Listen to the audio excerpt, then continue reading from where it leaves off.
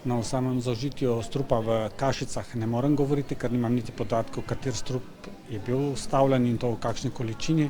Lahko pa na splošno povem o podganih strupih. To so strupi, ki zavrejo sintezo proteinov, ki so pomembni za starevanje krvi. In ko žival to zaužije, potem začne krvaveti in izkrvavi. Občasno pa te vabe zaužijejo tudi otroci, ki jih najdejo na tleh. In v zadnjih 5 letih smo v sklopu 24-urne toksikološke službe obravnavali 18 otrok starih do 5 let, ki so zaužili delček ali pa eno vabo strupa za podgane. To so lahko žitna zrna ali pa pač pasta in tako naprej. Vendar nobenem od njih ni bilo nič, samo eden je enkrat bruhal. Pač te vabe vsebujejo zelo majhne količine teh strupov in tudi če bi otrok zaužil več teh vab, celih, ne bi prišlo do zastrupitve. Tako da to je zelo varno.